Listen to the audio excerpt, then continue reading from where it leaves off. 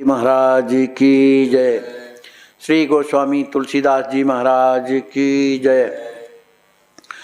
कल के प्रसंग में हम आप लोगों ने श्रवण किया कि काशी नरेश अपने विद्वानों के साथ तुलसीदास जी महाराज से कहा कि आप अपने ग्रंथों को भगवान शंकर जी के मंदिर में स्थापित करिए।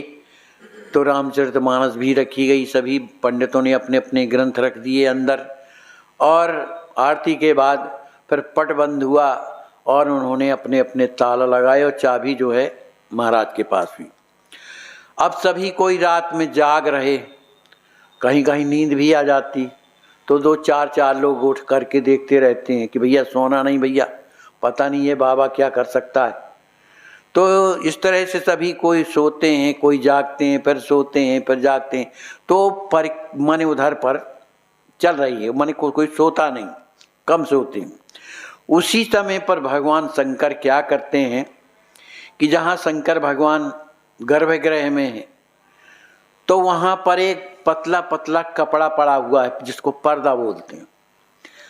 तो उस पर्दे के अंदर से क्या होता है कि भगवान शंकर प्रकट होते हैं, अपने गर्भगृह में प्रकट होते हैं। और तथा रामचरितमानस को उठाया उन्होंने पहले जा करके भगवान शंकर ने, और उस मानस को उठा करके पहले अपने सिर से लगाते हैं और फिर हृदय से लगाते हैं भगवान शंकर। और उन्होंने उसको जितने भी ग्रंथ रखे हुए थे पंडितों के, उनको सब को एक के ऊपर एक जमाया, और सबसे ऊपर जो है रामचरितमानस को, जो तुलसीदास जी महाराज ने रचना की, उसको ऊपर रखा।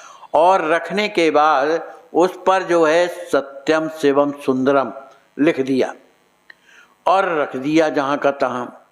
इतने में वो दृश्य समाप्त हो गया। अब जब बड़ा सवेरा होता है तो महाराज अपने समय से कि जितने बजे पट खुलता है उतने समय आते हैं, और आते हैं तो महाराज स्वयं अन्नपूर्णा माता की जय, राजा रामचंद्र की जय, वेद भगवान की जय, सनातन धर्म की जय, इस तरह से जयकारा करते हैं। भोलेनाथ की जय, इस तरह का जयकारा करते हैं। अब पंडित तो रात भर सोए नहीं, तुलसीदास जी को तो कोई चिंता ही नहीं है, ना उन्हें मतलब है, जो करना हो तो भोलेनाथ जाने, हमें क्या। सोवै सुख तुलसी भरोसे एक राम के। भक्त जो है, भक्त कौन है? जो भगवान के भरोसा लेकर के निश्चिंत रहता है। तो सो रहे। अब काशी नरेश उसी समय आते हैं आगे बढ़ कर के, और उन्होंने चाबी दिया, ताला खोला गया। और जब ताला खोला गया तो काशी नरेश देख रहे हैं कि सभी वेद पुराण शास्त्र इकट्ठे रखे हुए, और उसके ऊपर जो है रामचरितमानस रखी हुई है। इसको देख करके काशी नरेश कहने लगे कि भगवान शंकर जी ने तो निर्णय दे दिया है ना। तो क्योंकि जितने ग्रंथ थे यहाँ वहाँ रखे थे, और रामचरितमानस भी एक तरफ रखी हुई थी, लेकिन सब इकट्ठा करके रामचरितमानस को ऊपर रखना, इसका मतलब है कि भगवान शंकर ने ही किया।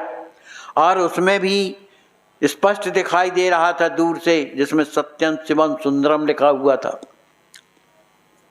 अब सोचने लगे कि रामचरितमानस में जो कुछ लिखा हुआ है वो अनर्गल तो हो नहीं सकता, क्योंकि भगवान शंकर ने लिखा है, माने वो क्या है? सत्य है। सत्यम शिवम सुंदरम का तो वो सत्य है। साथ साथ शिवम का माने है कल्याणकारी, जो सबका कल्याण करने वाला। इतना ही नहीं, सत्य एवं कल्याणकारी होकर के भी ये क्या है? सुंदर है, माने सबको अच्छा लगने वाला चरित्र है। तो इस तरह से काशी नरेश मन में सोच रहे अभी। तो अब इस तरह का सोच करके और कहने लगे, अब आप लोग देखिए, ब्राह्मणों को बुलाया कि आप लोग देखिए कि जितने आपके ग्रंथ हैं वो सब नीचे हैं, और ऊपर रामचरितमानस रखी हुई है। उस पर भी भगवान शंकर ने क्या लिख दिया? सत्यम शिवम सुंदरम लिख दिया।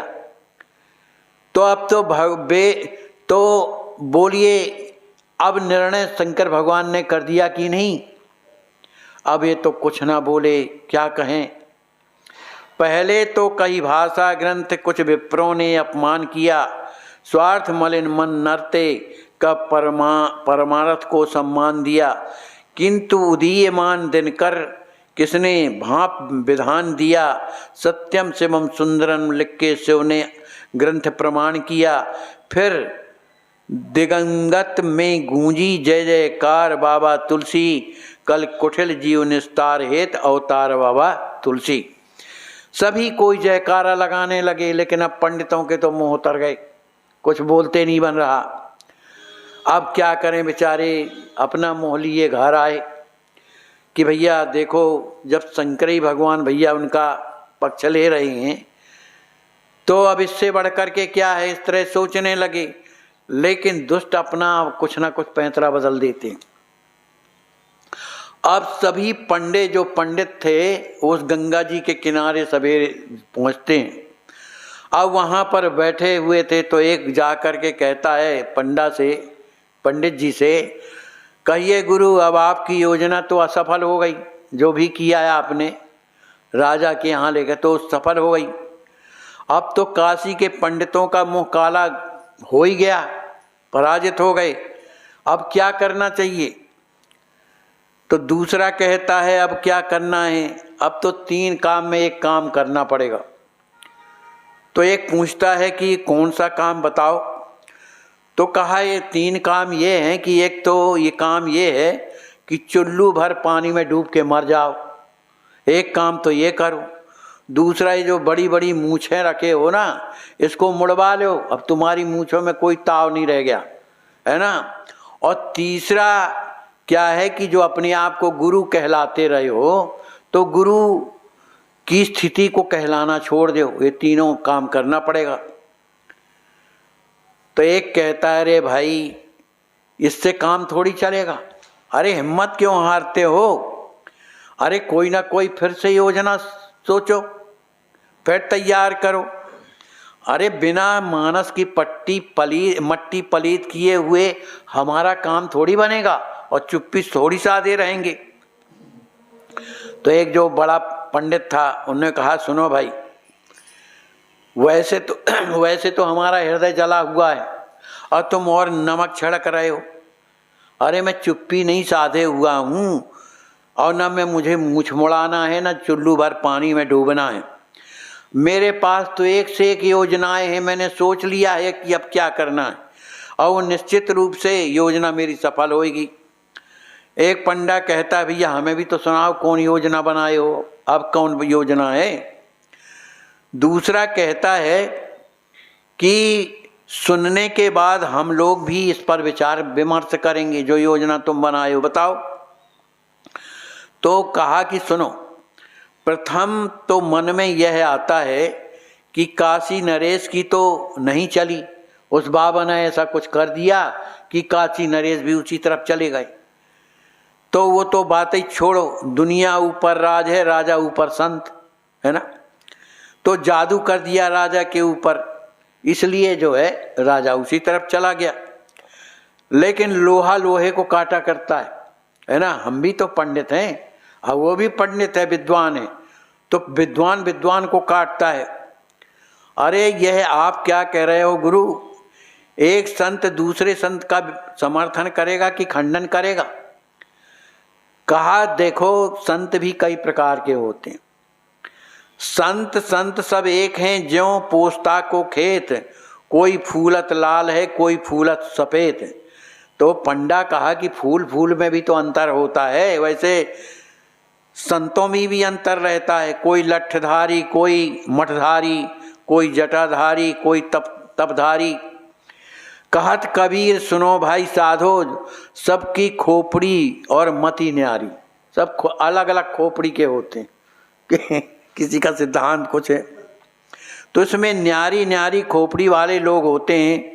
और तुलसीदास जी की बात छोड़ो, वो क्या है, सगुनिया, सगुण ब्रह्म को मानने वाला है। तो ऐसे से इसको सटाओ जो निर्गुण को मानता हो, तो इस खोपड़ी से उस खोपड़ी से लड़ा दो, तो वो उखाड़ फेंकेगा। तो दूसरा कहता है वाह, कितनी अच्छी योजना बनाई आपने, है ना, आनंद आ जाएगा। तो पहला तो हुई प्रथम युक्ति ये, और दूसरा उपाय आपने क्या सोचा है? कहा दूसरा उपाय यह है कि काशी नगरी के दो बड़े चोर हैं, एक का नाम है निधुआ, एक का नाम है सिधुआ। इन दोनों भाइयों को कुछ ना कुछ प्रलोभन देंगे, और ये आज तक जिस चोरी में गए हैं कभी पकड़े नहीं गए और काम हासिल करके लाए हैं, तो निश्चित ये रामचरितमानस को चुरा करके ले आएंगे तो जो काम खत्म हो जाएगा। फिर बाबा क्या करेगा? कहा ये तो बहुत बढ़िया है। तो फिर किया क्या जा? सभी को यहाँ से नहीं लगे कि ये तो बिल्कुल सही है, अब सही है। तो पंडा ने वो पूछा कि पहले ये बताओ कौन सा निर्णय लिया जाए पहले, जो दो मैंने बताए। तो एक ने कहा कि हमारी समझ में तो पहले से शुरुआत किया जाए कि एक खोपड़ी वाले से दूसरे खोपड़ी वाली को टकराव, माने ये है सगुण और निर्गुण, इन दोनों का टकराएगा तो फिर उसकी बात पे काटा छांटी की जाएगी। तो कहा इसमें किसके पास जाया जाए भाई? हमारी समझ में तो पहला उपाय बढ़िया है, यदि इसमें सफलता न मिले तो फिर दूसरा उपाय किया जाएगा। सब ने कहा हाँ ठीक है भाई। तो अच्छा, तो अब यह सोचिए कि इस ग्रंथ के खंडन के लिए किसके पास जाया जाए? तो इस समय जो है काशी में सबसे निर्गुणिया विद्युत मंडल में मार्तंड रूप में कौन है? श्री मधुसूदन सरस्वती महाराज। ये निर्गुण उपासना के हैं, इन्हीं के पास हम मिल करके आग्रह करें तो निश्चित काम बन जाएगा। कहाँ सगुण कहाँ निर्गुण, दोनों का विपक्ष है, तो काटेंगे इस बात को। सब पंडों ने कहा हाँ ठीक है भाई, बहुत सुंदर सुझाव है आपने, तो अब चले मिल करके। सभी कोई मधुसूदन सरस्वती जी के आश्रम में जाते हैं। मधुसूदन सरस्वती विराजे हुए हैं, उनके और शिष्य बैठे हुए हैं, पंडित जी हैं, अच्छे विद्वान हैं, बैठे हुए हैं। तो ये सब जाकर के और कहते हैं ओम नमः शिवाय। भगवान शंकर की नगरी है, ओम नमः शिवाय। तो स्वामी जी भी हाथ जोड़ करके कहते हैं ओम नमः शिवाय। कहिए विप्रबंद, कैसे कृपा हुई, कैसे आए, विराजिए। विद्वान एक पंडित कहता है स्वामी जी, इस काशी के विद्वान विप्र लोग आपके पास एक प्रार्थना लेकर के आए और आप उस पर कृपया गंभीरता से विचार कीजिए। हमारी संस्कृत भाषा को तथा हमारे संस्कृत वाङ्मय को सहारा देकर भावी संकट से बचावें। नहीं, हम लोग बड़े कष्ट में हो गए, वेद शास्त्र कष्ट, सनातन धर्म कष्ट में हो जाएगा। स्वामी जी कहते हैं पहले बताओ तो क्या है मैं भी तो समझूं तो पहले मुझे उस बात पर समझाइए कि क्या विपरीत है, फिर मैं उस पर विचार करूंगा। एक पंडा कहता है बात यह है कि जब अब तक भगवान महादेव की इस नगरी में देववाणी संस्कृत की प्रधानता रही, माने हम जितने पंडित हैं सब देव भाषा का प्रयोग करते हैं, वेद शास्त्र पुराण जितने भी पढ़ते हैं, वेद शास्त्र सब लिखे हैं। लेकिन इस यहाँ पर एक ऐसा कुचक्र चल रहा है कि गोस्वामी तुलसीदास जी नाम का एक जो बैरागी साधु है, वो अपने साधारण भाषा से एक ग्रंथ की रचना उसने की है ना, और उसका इतना प्रचार प्रारंभ हो गया है कि सब कोई उसकी बात को मान रहा है। स्वामी जी कहते हैं अच्छा, यह तो ही संस्कृत के संस्कृत पर प्रहार की आपत्ति, और आप लोग कृपया यह भी बतावें ग्रंथ से अपने इस सनातन धर्म को किस प्रकार का संकट होना है, जो आप कह रहे हो सनातन धर्म को संकट होगा। तो पंडा कहता है यही तो बात है, नहीं तो हम तो आप जैसे अध्यात्म चिंतन परायण युग पुरुष का समय क्यों नष्ट करते।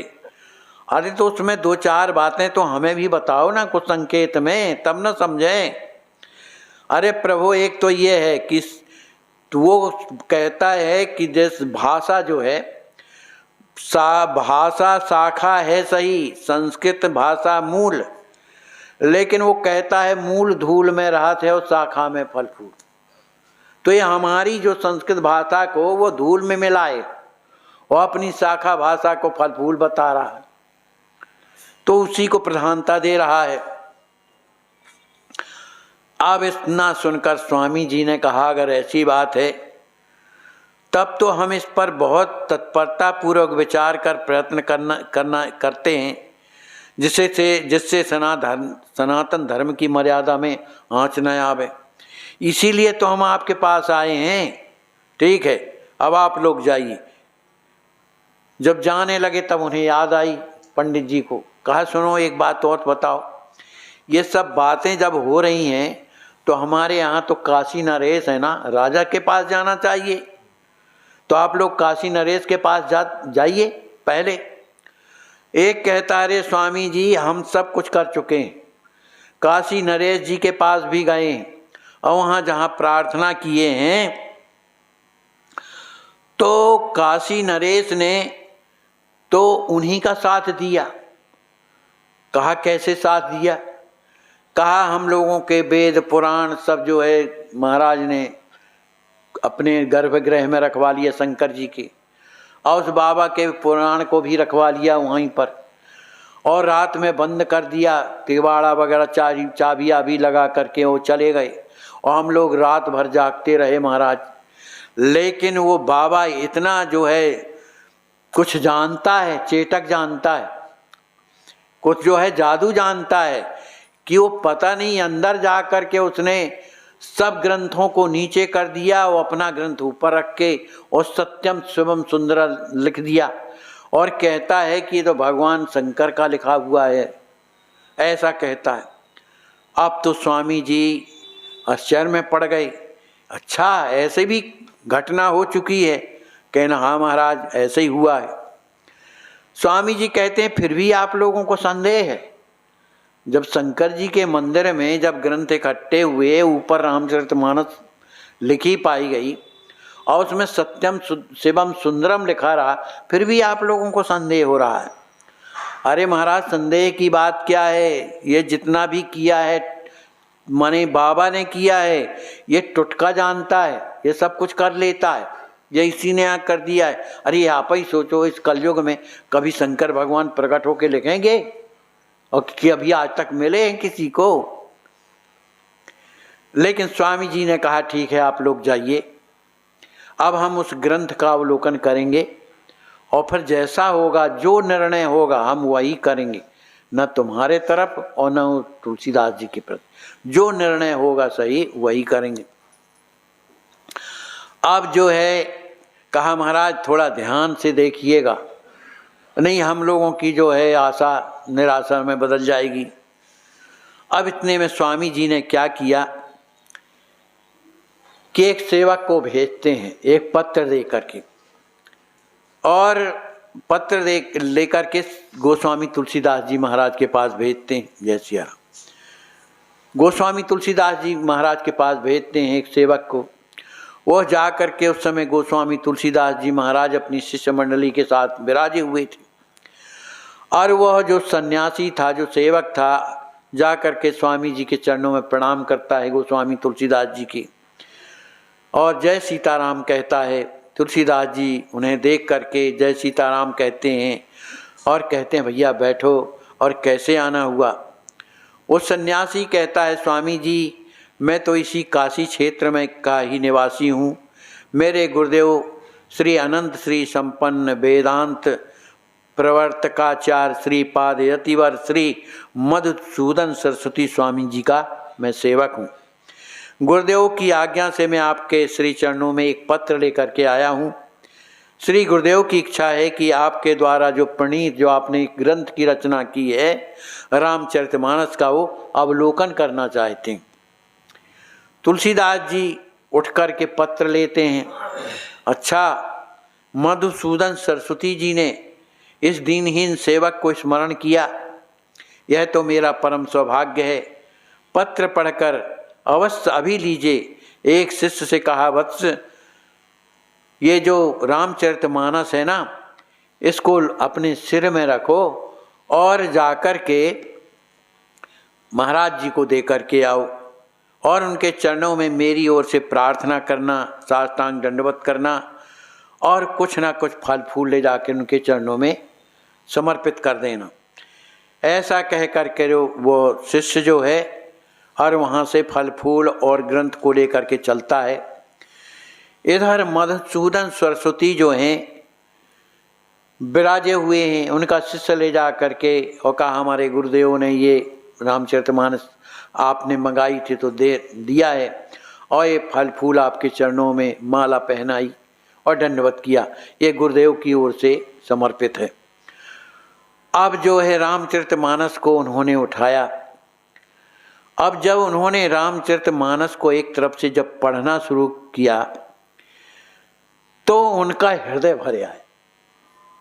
देखो भक्त हृदय होता है ना, तो भगवान की लीला कुछ भी उसके सामने आती, उसके हृदय में भगवान है ना, इसलिए वो हृदय भर जाता है।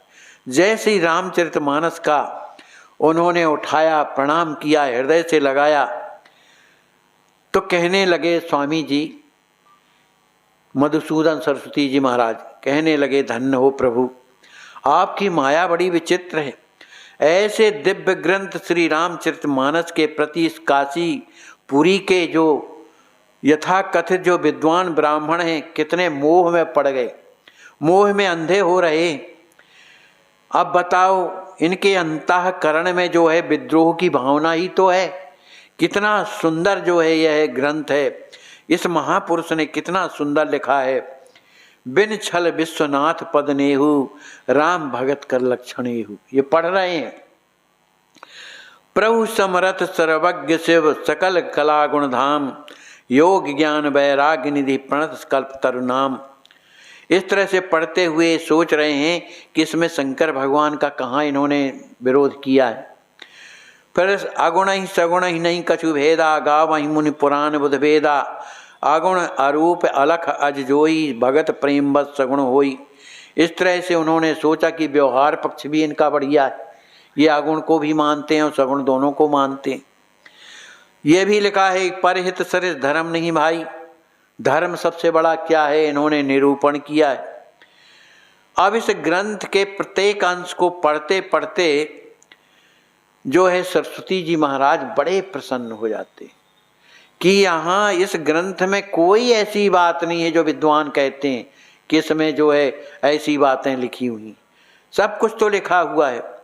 और यहाँ तक इन्होंने लिख दिया है कि ये जो मैंने कथा बनाई है सर्वलोक हित तो होगा ही, लेकिन रचना मैंने केवल इसलिए कि स्वांता सुखाय तुलसी रघुनाथ गाथा, अपने स्वयं आनंद के लिए यह गाथा मैंने गाथा की रचना की है।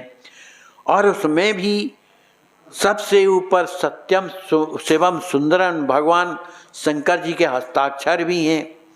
अब तो यह वास्तव में जो कुछ भी लिखा गया है यह तुलसीदास जी ने नहीं लिखा, ये तो स्वयं ईश्वरी प्रसाद है, माने भगवान की कृपा का प्रसाद है। इसमें तो अक्षर अक्षर में श्री राम जी महाराज रमे हुए हैं।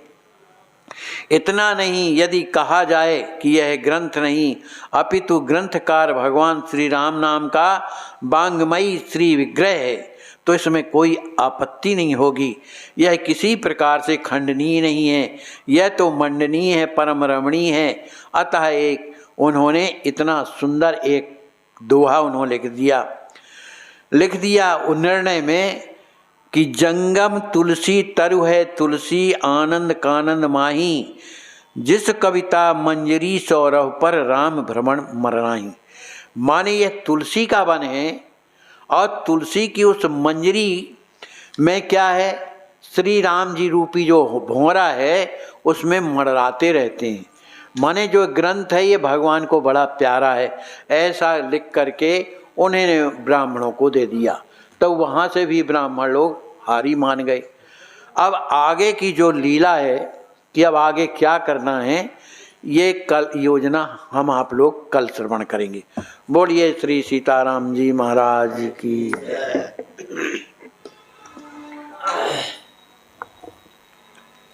Thank you.